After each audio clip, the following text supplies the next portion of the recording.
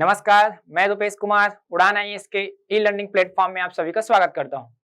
आप सभी को ज्ञात है हमारी संस्थान के द्वारा सीजीपीएससी एवं सीजी व्यापम के आगामी परीक्षा महिला पर्यवेक्षक, छात्रावास अधीक्षक के साथ साथ अन्य प्रतियोगी परीक्षाओं के लिए महत्वपूर्ण श्रृंखला चलाई जा रही है, जिसके तहत आज मैं आपके समक्ष पुनः भारत के भूगोल के प्रश्नों को लेकर उपस्थित हुआ हूँ। आगे बढ़ते हैं हमारे प्रश्नों की ओर। हमारा पहला प्रश्न है, पंच महानद में कौन सी नदी शामिल नहीं है? इसे पूछा गया है पंच महानद में कौन सी नदी शामिल नहीं है पूछा गया है। तो बात करें अगर भारत में पंच महानद की संज्ञा किसे दी जाती है, तो भारत में जो उत्तर में बहने वाली नदियां हैं, हम पढ़ते हैं एक नदी सिंधु नदी और इसकी सहायक नदी है सतलज नदी। सबसे उत्तर में है सिंधु नदी और यही दक्षिण में है आपका ये सतलज नदी। सतलज नदी इसी सतलज नदी में आके मिलती है जिसका नाम है चिनाब नदी। ये जो चिनाब नदी इसी नदी को लेकर आगे बढ़ेगी कहां पे? सतलज की ओर। तो इस चिनाब नदी की दो अन्य सहायक नदियां पढ़ते हैं हम लोग, एक है झेलम और एक है रावी। तो ये वाला नदी का नाम है झेलम और एक नदी का नाम है चिनाब और इसका नाम है रावी नदी। इसी के साथ साथ इस सतलज नदी में एक और नदी आके मिलती है जिसका नाम है व्यास नदी। तो ये मुख्य रूप से जो पांच नदी है, झेलम, चिनाब, रावी, व्यास और ये सतलज, इन पांच नदी को ही भारत में मुख्य रूप से पंच महानद की संज्ञा दी जाती है। पंच महानद अर्थात हम देख सकते हैं यहाँ पे कि पंच महानद में जो सिंधु नदी है वो शामिल नहीं है। इसी के साथ साथ ये भी ध्यान देना कि ये जो व्यास नदी है, इस पंच महानद में एकमात्र ऐसी नदी है जो केवल कहाँ बहती है? भारत में बहती है। केवल कहाँ पे बहेगी? ये भारत में। बाकी जो नदियां हैं सब के सब कहाँ पे जा रही है? तो ये पाकिस्तान वाले क्षेत्र में जाके मिल रही है सिंधु नदी के साथ। तो ये भी क्वेश्चन बनता है, पंच महानद में कौन सा शामिल नहीं है? तो सिंधु नदी। पंच महानद में कौन सी नदी है जो मुख्य रूप से पाकिस्तान में नहीं जाती है? ये वाला हिस्सा कौन सा आपका? पाकिस्तान वाला एरिया है। तो कौन सी नदी नहीं जाती है? तो व्यास नदी। तो क्वेश्चन के अकॉर्डिंग यहाँ पे आपका आंसर हो जाएगा आपका सिंधु नदी। ये आपका सही आंसर होगा। बढ़े अगले प्रश्न की ओर। भारत में सबसे लंबा रेलवे स्टेशन कौन सा है? अगर बात करें वर्तमान परिप्रेक्ष्य में तो सबसे लंबा रेलवे स्टेशन, हाल ही में ये चर्चा का विषय था ये, क्योंकि भारत का सबसे लंबा रेलवे स्टेशन अभी तक आप पढ़ते थे कौन सा? गोरखपुर को पढ़ते थे। लेकिन अभी हाल ही में कर्नाटक में एक स्टेशन है जिसका नाम है Hubli railway station. Hubli railway station, जिसको भारत सरकार के द्वारा सबसे लंबी रेलवे स्टेशन का खिताब मिला है। हम देखते थे पहले जो गोरखपुर रेलवे स्टेशन था वो लगभग 1300 मीटर था, लेकिन हुबली रेलवे स्टेशन में जो 8वें नंबर का प्लेटफॉर्म है, 8वें नंबर का जो प्लेटफॉर्म जो नवीन बना है उसकी लंबाई 1500 मीटर है। तो ये क्या होता है? भारत का सबसे लंबा रेलवे स्टेशन, जिसका नाम परिवर्तन करके श्री सिद्धरूढ़ के नाम पे रखा गया है। सिद्धरूढ़ स्वामी, ये नाम परिवर्तित किया गया है, स्टेशन का नाम है ये। तो यहाँ पे सही आंसर हो जाएगा आपका ऑप्शन नंबर डी। बढ़े अगले प्रश्न की ओर। आप देख सकते हैं इस प्रकार से याद करने के लिए, पहले कौन सा था? गोरखपुर था, अब कौन सा हो गया? तो हुबली स्टेशन हो गया। याद करना है कि हाँ, वीडियो में देखे थे कि ऊपर वाला पहले था, कौन सा हो गया आपका? हुबली स्टेशन हो गया। नेक्स्ट क्वेश्चन देखते हैं। केइबुल लामजाओ राष्ट्रीय उद्यान किस राज्य में स्थित है? केइबुल लामजाओ अगर नेशनल पार्क की बात करें हम, राष्ट्रीय उद्यान, तो हम देखते हैं इसको मणिपुर में एक झील है जिसका नाम है लोकटक झील। और इसी झील पे आपका ये क्या है? नेशनल पार्क है, जिसको बोला जाता है भारत का एकमात्र तैरता हुआ नेशनल पार्क। ये बहुत ही इंपॉर्टेंट प्रश्न है कि भारत में एकमात्र तैरता हुआ नेशनल पार्क कहाँ पे है? तो मणिपुर जो राज्य है वहां पे एक झील है लोकटक झील। इस प्रकार से ये झील है और इस झील पे तैरता हुआ क्या है? एक नेशनल पार्क है। आप इस प्रकार से इसको याद कर सकते हैं। तो आपको ये भी याद करना है कौन से झील में है? तो लोकटक झील। किस राज्य में है? तो मणिपुर राज्य में। तो आंसर क्या हो जाएगा आपका? सी आंसर सही है यहाँ पे। क्लियर है? बढ़े अगले प्रश्न की ओर। जहां पूर्वी घाट और पश्चिमी घाट मिलते हैं वहां निम्नलिखित में से कौन सा पहाड़ियां अवस्थित है? जहां पे पूर्वी घाट और पश्चिमी घाट एक जगह मिलती है, आपको याद होगा पुराने जितने भी वीडियो उसमें बार बार बताया गया है, दो पर्वतीय क्षेत्र जहां पे मिलती है वहां पे पर्वतीय गांठ बनता है। जिस प्रकार हम अमरकंटक की पठार देखे थे, आपको याद होगा जब सतपुड़ा और विंध्याचल पर्वत मिला था, उसी प्रकार पूर्वी घाट और पश्चिमी घाट जहां पे मिलेंगे, पूर्वी घाट और पश्चिमी घाट की अगर बात करें तो भारत का ये वाला जो हिस्सा है, ये वाला जो हिस्सा ये पूर्वी घाट है और यहाँ पे कौन सा ये पश्चिमी घाट। जहां पे दोनों पर्वतीय क्षेत्र मिलती है ये वाला हिस्सा ही क्या कहलाता है आपका? नीलगिरी पर्वत या नीलगिरी की पहाड़ी, नीलगिरी की पहाड़ी, जिसका विस्तार 3 राज्यों में है, कर्नाटक में भी है, केरल में भी है और आपके तमिलनाडु में भी है। तीनों राज्यों में क्या है, इसका विस्तार पाया जाता है। और इसी नीलगिरी पर्वत की सबसे ऊंची चोटी हम देखे थे दोदा बेट्टा, जिसका हाइट है 2637 मीटर। ये भी क्वेश्चन आता है। दक्षिण भारत का सेकंड नंबर का, द्वितीय नंबर की सबसे ऊंची चोटी कौन सी है? तो दोदा बेट्टा है। पहला याद होगा आपको कौन सा है? अनाईमुड़ी 2695 मीटर। तो इसके अनुसार उत्तर कौन सा जाएगा आपका? सी हो जाएगा यहाँ पे, नीलगिरी की पहाड़ी। क्लियर है ये? नेक्स्ट देखते हैं। निम्नलिखित युग्मों पर विचार करना है। देखते हैं युग्म क्या क्या दिया गया है। एक तरफ पहाड़ी के नाम दिए गए हैं और एक तरफ उसका क्षेत्र दिया गया है, कहां कहां विस्तार है ये। देखिए अगर इसको आगे, पहला वाला है आपका कार्डेमम की पहाड़ी। क्या ये कार्डेमम की पहाड़ी कोरोमंडल तट पे है? दूसरा कैमूर की पहाड़ी, क्या ये कोंकण तट पे है? महादेव की पहाड़ी मध्य भारत में और मिकिर की पहाड़ी पूर्वोत्तर भारत में। इसको हम क्रम में देखते हैं, उसके अनुसार ही आपका आंसर स्वतः मिल जाएगा। अगर देखें इसका, तो कार्डेमम की पहाड़ी जो है, जब हम पढ़ रहे थे पश्चिमी घाट, तो इसी पश्चिमी घाट में ये वाला जो पार्ट है यहाँ पे तमिलनाडु केरल वाला जो आप देखते हो, इसी को इलायची की पहाड़ी के रूप में जानते हो इसको। तो कार्डेमम की पहाड़ी ये वाला पार्ट हो गया।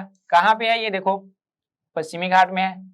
दूसरा बोला गया है आपका महादेव की पहाड़ी, तो हम पढ़ते हैं सतपुड़ा पर्वत, तो सतपुड़ा पर्वत में महादेव की पहाड़ी है। एक है आपका मिकिर की पहाड़ी, जो कि मिकिर की पहाड़ी कहाँ है? असम वाले अर्थात पूर्वोत्तर पे है यहाँ पे। और चौथा पूछा गया आपको विंध्याचल का कैमूर पर्वत, तो ये भी कहाँ है? मध्य भारत में है। तो ये वाला हिस्सा है आपका कैमूर, ये कैमूर है। और ये वाला है आपका मुख्य रूप से महादेव, और ये है आपका मिकिर की पहाड़ी असम में जो है यहाँ पे। तो ये इसका क्या है? क्षेत्र है मुख्य रूप से। लेकिन अगर क्वेश्चन के अनुसार देखेंगे तो यहाँ पे कार्डेमम पहाड़ी कोरोमंडल तट लिखा हुआ है, कोरोमंडल तट, तो ये क्या हो जाएगा? गलत। पुराने वीडियो में याद होगा कोरोमंडल तट तमिलनाडु से आंध्र प्रदेश वाला हिस्सा कहलाता है, तो पहला गलत हो गया। कैमूर की पहाड़ी कोंकण का तट, बिल्कुल ये भी गलत है, क्योंकि कोंकण का तट ये वाला हिस्सा है पूरे का पूरा, तो दूसरा भी गलत हो गया। तीसरा महादेव की पहाड़ी मध्य भारत में है, हाँ सही है, ये सतपुड़ा पर्वत में था। ये मिकिर की पहाड़ी पूर्वोत्तर भारत में है, ये वाला, ये क्या है? ये भी सही है आपका। मतलब तीसरा और चौथा ऑप्शन अगर देखें तो यहाँ पे हमारा सही मैच हो रहा है, क्योंकि लिखा हुआ है युग्म में से कौन सा सही सुमेलित है पूछा गया है। तो कौन सा सुमेलित है? तीसरा और ये चौथा। तो अकॉर्डिंग आंसर कौन सा जाएगा? सी आंसर आपका क्या होगा? करेक्ट होगा यहाँ पे। बड़े अगले प्रश्न की ओर देखते हैं। 8 डिग्री चैनल निम्नलिखित में से किसको पृथक करती है? डिग्री चैनल की बात करें अगर, तो भारत का अक्षांशीय विस्तार अगर हम देखते हैं, तो भारत के अक्षांशीय विस्तार अगर देखा जाए, तो भारत का अक्षांशीय विस्तार दक्षिण में ये वाला कन्याकुमारी 8 डिग्री 4 मिनट है यहाँ पे। इसी के साथ साथ हम देखते हैं पश्चिम में एक द्वीप समूह है जिसका नाम है लक्षद्वीप, लक्षद्वीप समूह। और इसी के दक्षिण पे एक दूसरा है जिसका नाम है मालदीव, मालदीव, ये द्वीप है। तो यहाँ पे क्या है? 8 डिग्री है, तो ये वाला जो हिस्सा है आपका मुख्य रूप से कहलाता है 8 डिग्री चैनल कहलाता है। ये क्या कहलाता है? 8 डिग्री चैनल। तो किसको अलग कर रही है? लक्षद्वीप और मालदीव को यहाँ पे ये अलग करने वाली चैनल है। तो अकॉर्डिंग टू ऑप्शन देखते हैं यहाँ पे, भारत और श्रीलंका को ये रॉन्ग है, लक्षद्वीप और मालदीव को बिल्कुल सही आंसर है आपका ये। तो ये अकॉर्डिंग टू ऑप्शन ये सही आंसर होगा आपका, ध्यान देंगे वाला, ठीक है। बढ़े अगले प्रश्न की ओर। यहाँ पे मैप में देख सकते हो आप, ये वाला जो हिस्सा है मालदीव का समूह है, ये वाला पूरे का पूरा, ये वाला कौन सा आपका लक्षद्वीप। ठीक है, तो ध्यान देंगे ये पार्ट 8 डिग्री 4 मिनट है, तो उसके नीचे का ही पूछा गया 8 डिग्री चैनल, तो उसी के अकॉर्डिंग आंसर निकालना है आपको। सबसे बड़ा मानव निर्मित झील कौन सी है? भारत में सबसे बड़ा मानव निर्मित, या मानव निर्मित नहीं आएगा तो इसकी जगह आपको दे दिया जाएगा कृत्रिम झील कौन सा है, प्राकृतिक नहीं कृत्रिम। मानव निर्मित कौन सा है सबसे बड़ा? तो हम पढ़ते हैं एक उत्तर प्रदेश में गोविंद वल्लभ पंत सागर, गोविंद वल्लभ पंत सागर, जो कि छत्तीसगढ़ से एक नदी जाती है जिस नदी का नाम है रिहन नदी। इस रिहन नदी पे क्या है, एक बांध बनाया गया है, ठीक है, गोविंद वल्लभ पंत सागर, और वो जलाशय जिसको झील का नाम दिया गया है, ठीक है, वो क्या है, भारत की सबसे बड़ी मानव निर्मित है। वो मानव निर्मित क्या है, सबसे बड़ा क्या है, वो एक झील है। जो यूपी के पहले जो सीएम थे गोविंद वल्लभ पंत सागर, उनके ही नाम पर रखा गया है। तो ध्यान देंगे गोविंद वल्लभ पंत सागर ही है।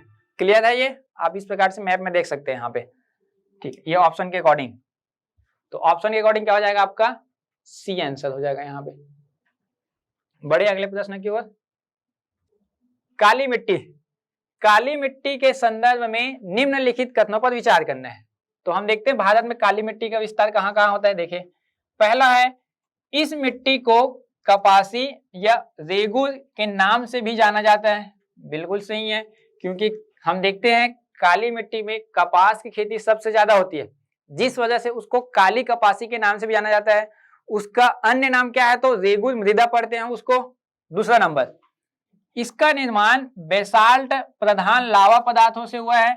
बिल्कुल, ये भी सही है।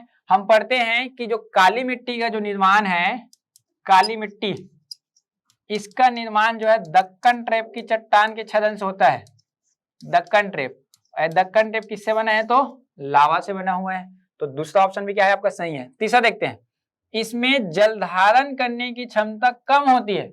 ये वाला ऑप्शन गलत हो गया आपका, क्योंकि हम देखते हैं भारत में काली मिट्टी ऐसी मिट्टी है जिसकी जल धारण क्षमता सबसे अधिक होती है। तो ऑप्शन 3 तो गलत हो गया यहाँ पे, तो 1 और 2 सही है। तो ऑप्शन नंबर ए क्या होगा आपका, सही हो जाएगा। क्लियर हुआ ये? बड़े अगले प्रश्न की ओर। निम्नलिखित कथनों के संबंध में विचार कीजिए। देखते हैं क्या कथन दिया गया, इसमें विचार करके किस प्रकार से पूछा गया है ये। पहला, भारत का दक्षिणतम बिंदु जो इंदिरा पॉइंट है, क्या वो साउथ अंडमान या दक्षिणी अंडमान में है? अंडमान निकोबार की राजधानी जो है पोर्ट ब्लेयर, जो कहाँ है, दक्षिणी अंडमान में है। बैरन द्वीप जो भारत का एकमात्र सक्रिय ज्वालामुखी है, क्या वो लक्षद्वीप में स्थित है? यहाँ पे 3 कथन दिए गए हैं और तीनों कथनों को ध्यान से समझिएगा। ये हमारी बात कर रहे हैं अंडमान निकोबार का। तो हम भारत में पढ़ते हैं यूटीएस, ठीक है, संघ शासित प्रदेश। तो जो पूर्व हिस्सा बंगाली खाड़ी में है, यहाँ पे क्या है, अंडमान निकोबार है, ये वाले हिस्से में। तो इसका विस्तार अगर देखें तो ये इस प्रकार से है, नॉर्थ अंडमान पहला वाला, दूसरा वाला क्या कहलाता है, मिड अंडमान, तीसरा साउथ अंडमान, और एक छोटू सा है जिसको बोलते हैं लिटिल अंडमान। और इसी के दक्षिण से स्टार्ट होता है निकोबार। हम पढ़ते हैं कार निकोबार मुख्य रूप से, लिटिल निकोबार और सबसे दक्षिण वाला great Nicobar. Car Nicobar, little Nicobar और एक होता है ग्रेट निकोबार। तो भारत का दक्षिणतम बिंदु कहाँ पे है, ग्रेट निकोबार में है, 6 डिग्री 4 मिनट, इंदिरा पॉइंट इसी को बोलते हैं, इंदिरा पॉइंट। ये कहाँ पे है, ग्रेट निकोबार में है, न कि साउथ अंडमान में। आप ऑप्शन देखेंगे तो यहाँ पे दक्षिणतम बिंदु जो इंदिरा पॉइंट है कहाँ दिए गए, दक्षिणी अंडमान, अर्थात साउथ अंडमान की बात कर रहे हैं। तो यहाँ पे देखो, ये तो साउथ अंडमान इधर है, लेकिन हमारा कहाँ है, ये ग्रेट निकोबार में है ना। तो पहला जो ऑप्शन होगा क्या होगा, ये गलत हो गया हमारा। दूसरा देखिए, अगर अंडमान निकोबार की राजधानी जो पोर्ट ब्लेयर है, तो हम पढ़ते हैं यूटीएस में अंडमान निकोबार की राजधानी क्या है, पोर्ट ब्लेयर। तो वो पोर्ट ब्लेयर कहाँ पे है, मुख्य रूप से साउथ अंडमान में, पोर्ट ब्लेयर यही पे है वो। और भारत में एकमात्र सक्रिय ज्वालामुखी है जो आपका बैरन द्वीप है, ये कहाँ पे है, तो मध्य अंडमान में है, मध्य अंडमान में पाया जाता है बेरंद्वीप। तो ये पहला और दूसरा कथन अगर देखे, पहला और दूसरा कथन की बात करें तो ये वाला सही है। और तीसरा यहाँ पे लक्षद्वीप दिया गया है, लक्षद्वीप, लेकिन ये कहाँ पे है? अंडमान निकोबार में है। तो अगर आप देखेंगे कि पहला और तीसरा ऑप्शन क्या होगा यहाँ पे, बिल्कुल गलत है। पूछा क्या गया है? सही उत्तर। तो ऑप्शन नंबर बी क्या हो गया आपका? सही आंसर होगा यहाँ पे। आया समझ में? इसको ध्यान से समझिएगा। ये वाला जो हिस्सा है, ये जो ऊपर का है नॉर्थ अंडमान, उत्तरी अंडमान, मध्य अंडमान, दक्षिणी अंडमान, और ये छोटा वाला लिटिल अंडमान, और इन दोनों को डिवाइड करने वाला जो चैनल है वो कहलाता है 10 डिग्री चैनल। इसको क्या बोलते हैं? 10 डिग्री चैनल बोलते हैं।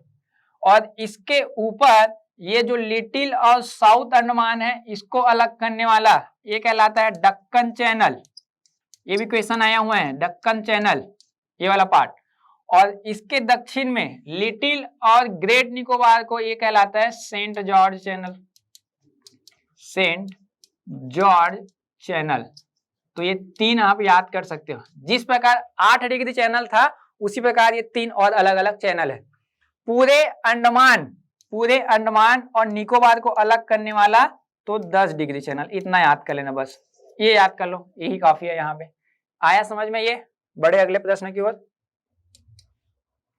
देखिए। सूची 1 को सूची 2 के साथ क्या करना है? सुमेलित करना है। सूची 1 में जो दिया गया है उसको सूची 2 के साथ क्या करना है?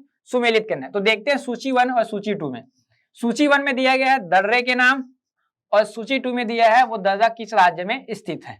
बात करें दर्रा का, तो दर्रा क्या होता है? 2 पर्वत या 2 पहाड़ी के बीच जो मार्ग होता है वो क्या कहलाता है? पास या दर्रा बोलते हैं। जैसे इस प्रकार से आप समझ लेंगे यहाँ पे, जैसे ये 2 पहाड़ी है बड़ा बड़ा, और इसके बीच से जो मार्ग है वो क्या कहलाता है? मुख्य रूप से दर्रा या तो पास बोलते हैं, या उत्तर वाले क्षेत्र में उसी को ला शब्द से यूज किया जाता है। जैसे कि आप पढ़ते हो क्या? नाथुला, झेलेपला, सिपकिला। तो ये जो ला शब्द होता है ये क्या कहलाता है? ला मतलब दर्रा ही होता है या पास होता है। थोड़ा ध्यान देंगे उसको ज्योग्राफी में, ठीक है। तो यहाँ पे देखते हैं कौन कौन से किसके साथ सुमेलित होता है। बनिहाल दर्रा, तो बनिहाल दर्रा मुख्य रूप से जम्मू कश्मीर में है, ये जो जम्मू से श्रीनगर को जोड़ता है। नाथुला दर्रा ये मुख्य रूप से सिक्किम में है, यहाँ पे नाथुला और झेलेपला। नीतीला, यहाँ पे नीतीला, तो नीतीला दर्रा कहाँ पे है? उत्तराखंड में है। सिपकिला, किला मतलब क्या? ला मतलब बताया था दर्रा, तो ये कहाँ पे है? आपके हिमाचल प्रदेश में है। तो यहाँ पे अगर देखें ए का 2, बी का 3 और सी का 4, यहाँ देखते हैं ए का 2 यहाँ भी है, यहाँ भी है, देखते जाना। बी का क्या है? यहाँ पे 3, यहाँ बी का 3 है, तो ये वाला कैंसल, और सी का 4 और डी का 1, ये आपका आंसर सही हो जाएगा यहाँ पे इस अकॉर्डिंग, ठीक है। तो यहाँ पे समझना है किस प्रकार से क्वेश्चन आया है, कैसे सुमेलित करना है वहां पे। बड़े अगले प्रश्न की ओर दादा देख सकते हैं, ये इस प्रकार से टनल वगैरह बनाया जाता है। गंगा नदी की निम्न सहायक नदियों को पे विचार करना है। 4 नदी दी गई है, गंडक, कोसी, घाघरा और एक गोमती। 4 नदी दिया गया है गंगा की सहायक नदियों में, ठीक है। इसके साथ साथ उपर्युक्त नदी को पूर्व से पश्चिम की ओर सही क्रम में जमाना है, पूर्व से पश्चिम। तो देखते हैं नदी का क्रम क्या है। तो ये है गंगा नदी, आपका मान ले ये गंगा नदी है, गंगा नदी। और इस गंगा नदी की जो बाईं ओर से सहायक नदी है, क्योंकि नदी इस प्रकार से प्रवाहित हो रहा है, तो बाईं ओर कौन सा होगा? ये ऊपर वाला हो जाएगा यहाँ पे। तो हम देखते हैं सबसे पहला रामगंगा, गोमती, घाघरा, गंडक और एक है आपका कोसी नदी। यहाँ पे नदी को याद कर लेंगे अच्छे से। शुरू से अगर देखोगे तो पहला है रामगंगा, रामगंगा, दूसरा है गोमती, तीसरा नंबर का है आपका घाघरा, चौथा नंबर का है गंडक और ये है आपका कोसी। ये 5 नदी है मुख्य रूप से बाईं ओर से। तो यहां से पूर्व से पश्चिम बोला है, तो ये कौन सा पूर्व? ये क्या है आपका? पश्चिम। पूर्व से पश्चिम जमाना है, तो पूर्व में सबसे पहली नदी कौन सी है आपका? कोसी नदी। कोसी के बाद कौन सा है आपका? गंडक नदी। गंडक के बाद घाघरा, और घाघरा के बाद कौन सा आपका गोमती। तो कोसी, गंडक और घाघरा। तो यहां पे अगर देखें ऑप्शन कोसी, गंडक और ये आपका घाघरा, तो 2, 1, 3 तो पहले देख लो यहाँ पे 2, यहां भी 2, लेकिन 2, 1, 3 ये वाला मिल रहा है, तो आंसर क्या हो जाएगा आपका बी सही आंसर हो जाएगा यहाँ पे। तो यहाँ पे अगर देखोगे तो पूर्व से पश्चिम पूछा गया है ना, क्वेश्चन ध्यान से समझिएगा। यहाँ पे अगर पूछा जाता पश्चिम से पूर्व तो रामगंगा, गोमती, घाघरा, गंडक, कोसी होता। यहाँ पे क्या है, कोसी, गंडक, घाघरा और गोमती लास्ट में आ रहा है। तो ऑप्शन में आप देख सकते हो चौथे नंबर में कौन है, गोमती है कि नहीं है। तो अकॉर्डिंग टू ऑप्शन क्या होगा, आंसर बी ही होगा। तो ये थोड़ा सा ध्यान देंगे यहाँ पे। क्लियर है, बढ़े अगले प्रश्न की ओर। भारत में निम्नलिखित में से किस प्रकार का वन सर्वाधिक वृहद क्षेत्र में पाया जाता है। भारत में अगर बात करें वनों का, तो भारत में वन जो है 8 प्रकार से है। और साथ साथ हम देखते हैं भारत की अक्षांशीय विस्तार की बात करें अगर, तो भारत जो है मुख्य रूप से कहाँ पे है, ये वाले हिस्से पे है, जिसके बीचों बीच से कर्क रेखा गुजरती है। हम लोग बोल सकते हैं क्या इसको, देखो ये वाला जो पार्ट है कहलाता है पूर्वी देशांतर, पूर्वी देशांतर, और इसके ऊपर वाला पार्ट कहलाता है उत्तरी अक्षांश, उत्तरी अक्षांश। तो भारत की स्थिति अगर देखा जाए तो देखें इस प्रकार से है, बीचों बीच कर्क रेखा गुजरती है। तो ऊपर वाला कहलाता है उपोष्ण कटिबंध और नीचे वाला उष्ण कटिबंध कहलाता है। तो भारत में दोनों प्रकार के कटिबंध पाए जाते हैं, उष्ण और उपोष्ण दोनों। और भारत में जो वन पाए जाते हैं वो मुख्य रूप से अगर देखा जाए तो उष्ण कटिबंधीय आर्द्र पर्णपाती वन सबसे ज्यादा होता है भारत में। तो यहाँ पे आंसर क्या हो जाएगा आपका सी, उष्ण कटिबंधीय आर्द्र पर्णपाती वन। क्योंकि भारत में जो सदाबहार वनस्पति है वो मुख्य रूप से 200 सेंटीमीटर से अधिक वर्षा जहां पे होती है वहां पे पाई जाती है। तो हम देखते हैं पश्चिमी घाट और ये वाला नॉर्थ ईस्ट और ये वाला अंडमान निकोबार, यहीं पे 200 सेंटीमीटर से अधिक वर्षा होती है, तो केवल वहीं पे पाया जाता है। लेकिन भारत का ये मध्य भाग कैसा है आपका, उष्ण कटिबंधीय आर्द्र मानसूनी वनस्पति है। तो सबसे ज्यादा कौन सा पाया जाएगा, तो सी ऑप्शन आपका क्या हो जाएगा यहाँ पे सही हो जाएगा। बढ़े अगले प्रश्न की ओर। सूची 1 को सूची 2 के साथ सुमेलित कीजिए और सूचियों के नीचे दिए गए कूट के आधार पर सही उत्तर का चयन करना है। यहां भी सुमेलित कीजिए। देखो ये प्रश्न इसलिए लाया गया है क्योंकि थोड़ा सा पैटर्न हम चेंज करते हैं। पुराने वीडियो में हम देखे कि किस प्रकार से डायरेक्ट क्वेश्चन आ रहे थे, अब कूट के माध्यम से क्या होगा कि वो सीजीपीएससी जो लेता है या व्यापम भी आजकल कूट में पूछने लग गया है, तो एक प्रश्न से आपको 4 आंसर पता चल जाएगा। अगर मैं एक एक योजना को या एक एक परियोजना या कोई भी नदी को लेके आता तो काफी सारे हो जाते क्वेश्चन, तो एक ही क्वेश्चन में आपको 4 टाइप्स के आंसर मिल जाते हैं यहां से। ठीक है, देखते हैं यहाँ पे सूची 1 में दिया गया है क्या, पहला भाखड़ा नांगल, तो परियोजना है एक, तो भाखड़ा नांगल डैम कहाँ पे है, सतलज और व्यास के संगम में पढ़ते हैं हम लोग। दुलहस्ती परियोजना चिनाब नदी पे पढ़ते हैं। हीराकुंड बांध उड़ीसा पे महानदी पे। टिहरी डैम जो कि भारत की सबसे ऊंचा डैम है भागीरथी पे। तो यहाँ पे ए का क्या आ रहा है, 4 आ रहा है, तो ए का 4 किसमें है, 1 और 2 में है, बाकी ये वाले को छूना भी नहीं है। दुलहस्ती बी का 3, तो बी का 3 कौन से में है, 2nd नंबर में, ये वाला कट गया। अब देख लो मैच करने के लिए हीराकुंड सी का 2, सी का 2, डी का 1, तो आंसर क्या हो जाएगा आपका बी सही आंसर होगा यहाँ पे। क्लियर हुआ ये। तो इसी प्रकार से क्वेश्चन को आपको सॉल्व करते जाना है आगे। बढ़े अगले प्रश्न की ओर। भारत का सबसे महत्वपूर्ण खनिज युक्त शैल कौन सा है, चट्टान कौन सा, ये पूछा गया है। तो भारत में हम देखते हैं प्रमुख रूप से सबसे बेस चट्टान की अगर बात करें, सबसे बेस चट्टान पाया जाता है कौन सा है, ये आर्कियन क्रम की चट्टान है, इसको बोलते हैं आर्कियन क्रम की चट्टान।